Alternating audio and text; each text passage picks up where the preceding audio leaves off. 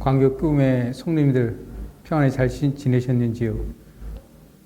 2020년도 이제 얼마 남지 않았습니다. 저희가 마지막까지 최선을 다해서 2020년도 승리의 삶을 살도록 우리 함께 힘써 노력합시다. 하나님께서 저희에게 주신 말씀은 역대하 28장 16절에서 27절까지 말씀인데요. 22절, 23절의 말씀을 제가 봉독해 올려드리겠습니다.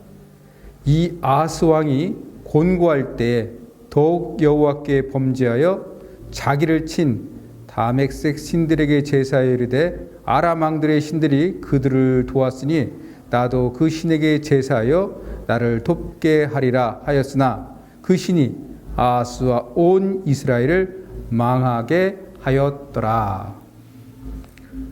오늘 말씀에 등장하는 아하스 왕은 유다의 제12대 왕입니다. 그는 기원전 735년부터 716년까지 16년 동안 유대를 통치했습니다.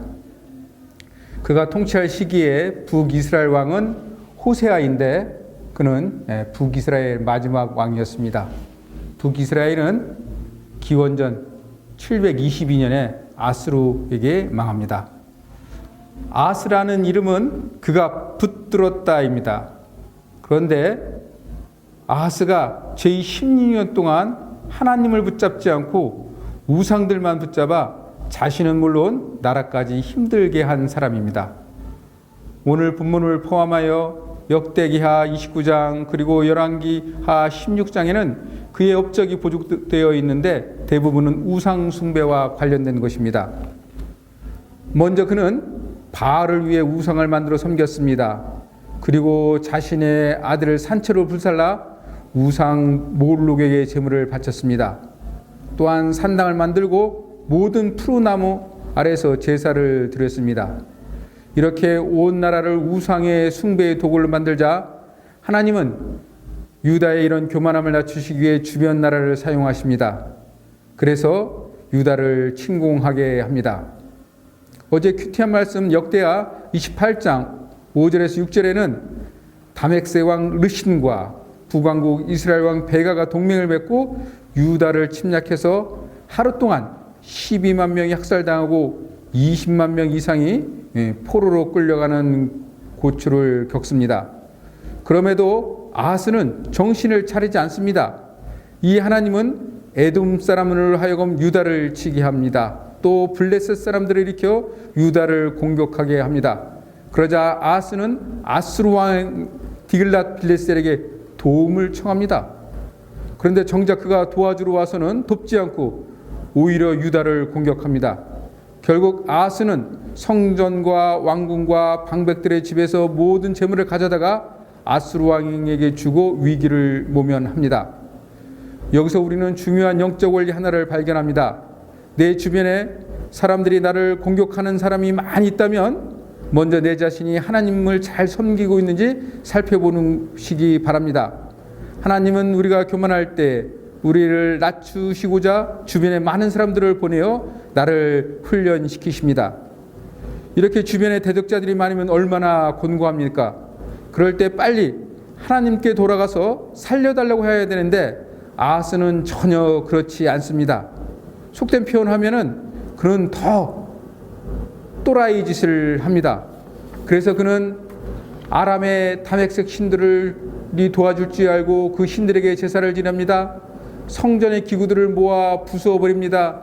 이제 아예 성전의 문도 닫습니다. 또 예루살렘 곳곳에 이방의 제단을 쌓습니다.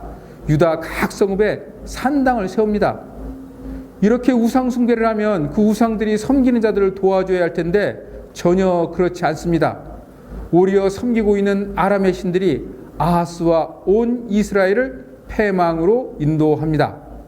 여기서 우리는 또 하나의 중요한 영적 원리를 발견하게 됩니다. 곧 우리의 영혼이 곤고할 때 하나님을 찾지 않고 우상을 섬긴다면 곧 세상을 의지한다면 그것들이 결국 우리를 구원하는 것이 아니라 파멸로 이끈다는 것입니다. 영혼이 곤고할수록 그저 하나님을 더욱 바라보시기 바랍니다.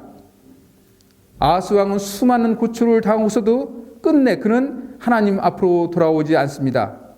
그 이유는 첫째로는 영적으로 무지해서 그런 것 같습니다. 지금 나에게 일어나는 모든 고난이 자신이 우상을 섬기도록 했기에 하나님이 그를 낮추시기 위해 고난을 주시고 있다는 것을 그는 깨닫지 못하고 있습니다. 둘째, 그는 아주 교만한 사람이었습니다. 아하스 시대에 유다에서는 이사야와 미가라고 하는 선지자가 활동하고 있는데 그들을 통해 선포되는 하나님의 말씀을 전혀 듣지 않습니다.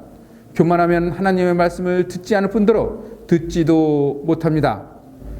우상 숭배한 그의 인생의 결말은 어떻습니까? 왕이 죽으면 일반적으로 왕들의 묘시에 묻혀하는데 백성들은 그가 거기에 들어갈 자격이 없다고 생각해서 예루살렘 성 어느 곳에 그를 묻습니다. 우상 숭배자의 결말은 이렇게 죽어서도 실추된 명예를 지니게 됩니다. 오늘 주신 하나님의 말씀을 통해 우상 숭배자 아하스 왕을 통해서 우리는 배워야 할 점은 첫째, 인생의 성공은 우상이나 재물이나 권력이 아니라 하나님을 붙잡는 데 있다는 것입니다. 두 번째로 주변에 나를 곤고하게 하는 자들이 많이 있다면 하나님이 나를 낮추시기 위해 그들을 도구로 사용하고 계신다는 것을 깨달으시기 바랍니다. 세 번째, 인생이 공고할수록 시선을 하나님께 집중하시기 바랍니다. 그 속에 하나님의 은혜가 있습니다. 우리 다 함께 기도 드리시겠습니다. 사랑의 하나님, 저희의 인생 여정이 우상을 섬겨 자신은 물론 나라를 고통에 빠뜨린 아하스 왕과 같은 잘못된 길을 걷지 않게끔 인도해 주시옵소서. 주변 사람들이 나를 곤고하게 하는 자들이 있다면 그는 하나님이 나를 낮추시기 위해 보내신 하나님의 사자라고 생각하는 넓은 마음 주시옵고 또한 우리들 마음에 있는 교만함을 불살라 주시옵소서. 무엇보다도 하나님께 시선을 집중하지 못하도록 방해하는 모든 우상의 것들을 과감하게 제거해버리는 용기도 주시옵소서. 오늘 하루도 우리에게 힘주시고 인도하시는 거룩한 하나님을 생각하며 만나는 이들에게 사랑을 전하고 또한 복된 하루 될 수 있도록 주님께서 인도해 주시옵소서. 감사드리며 예수님의 이름으로 기도드립니다. 아멘. 오늘 주신 말씀을 묵상하면서 아하스 왕처럼 우상을 붙잡는 것이 아니라 살아서 역사하시는 하나님을 붙잡고 승리하는 복된 하루 되기를 주님의 이름으로 간곡히 축원드립니다.